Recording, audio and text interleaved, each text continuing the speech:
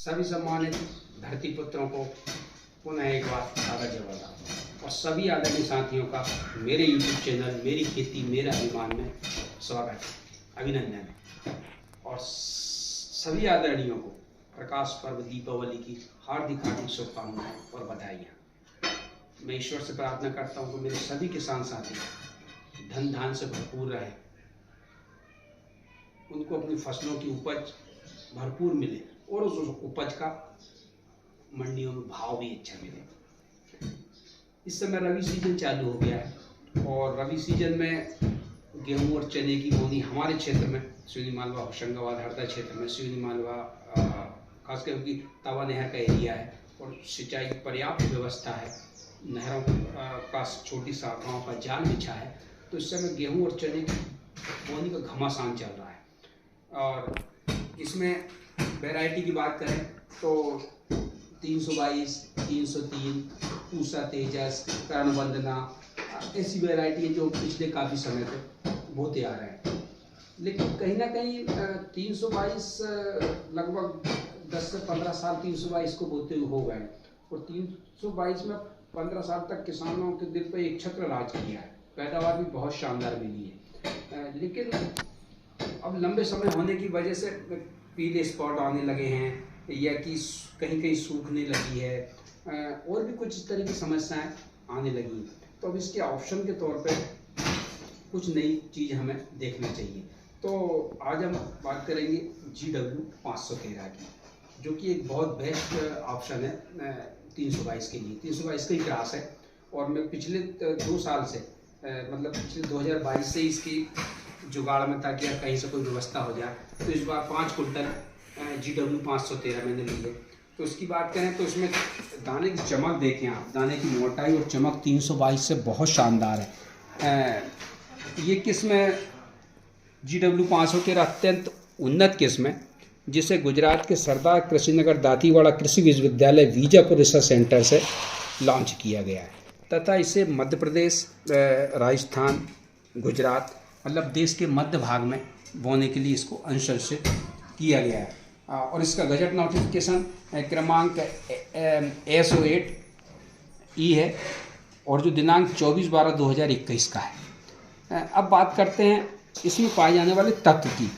तो इसमें zinc 39 ppm, iron 36 ppm और प्रोटीन की मात्रा लगभग 11% है, जो कि बिस्किट और चपाती के लिए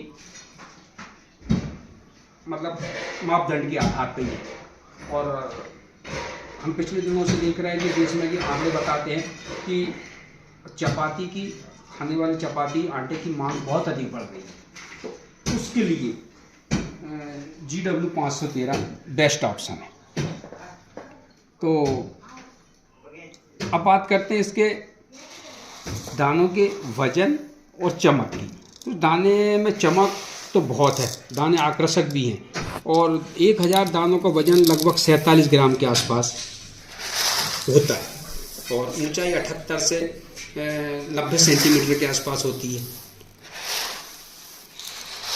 अच्छा, ये किल्ले ज़्यादा छोड़ती है, मतलब कूचे करती है और किल्ले ज़्यादा छोड़ती है और तना इसका मजबूत होता है। तो तना मजबूत होने की वजह से अन्य गेहूं की तुलना में आड़े पड़ने की संभावना लगभग 50% तक है।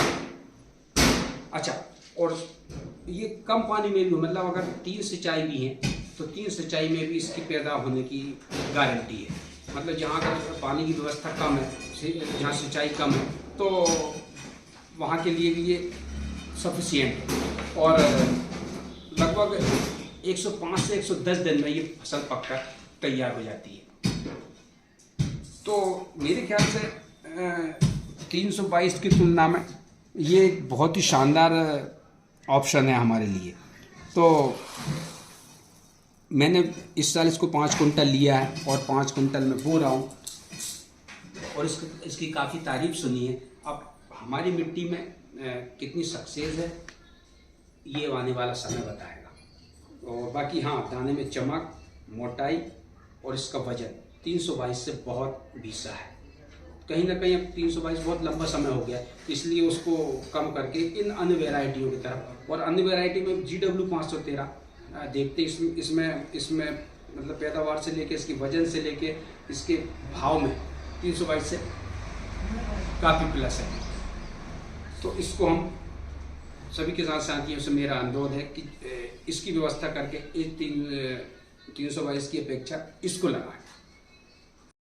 इसकी पैदावार की जहाँ तक बात है तो आंकड़े बताते हैं कि लगभग 78 से 80 कुंटल पर हेक्टेयर इसकी पैदावार निकाली गई है, और किसानों के द्वारा जो किसानों ने फीडबैक दिया है उनका तो लगभग 85 कुंटल पर हेक्टेयर के आसपास तक भी उन्होंने अपना फीडबैक दिया है। अब हमारी मिट्टी में कितनी होती है वो हमें बो के देखना पड़ेगा, और उसकी जो खटपट हम 322 करते हैं सेम वैसे जिसकी है, बस सिंचाई 3 की जगह 4 भी हो जाए, मतलब वो अपनी मिट्टी के हिसाब से अपने पानी की व्यवस्था के साथ, बाकी 3 से 4 सिंचाई पर्याप्त है। बाकी हाँ, जहाँ पानी की व्यवस्था नहीं है तो अगर 4 की जगह 3 भी सिंचाई होती है तो वो काफ़ी है।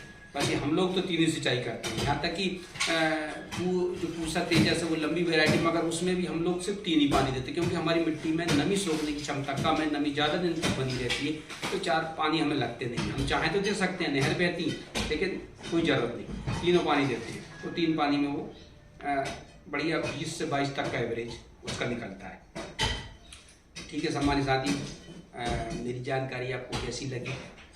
अगर मेरी जानकारी आपको अच्छी लगी हो, इसमें कुछ ज्ञानवर्धक लगा हो, तो कृपया मेरे चैनल को सब्सक्राइब करें, वीडियो को लाइक करें, शेयर करें। तब तक सभी सम्मानित साथियों को पुनः एक बार सादर जवाब। मिलता हूँ फिर कोई अगले वीडियो में, तब तक के लिए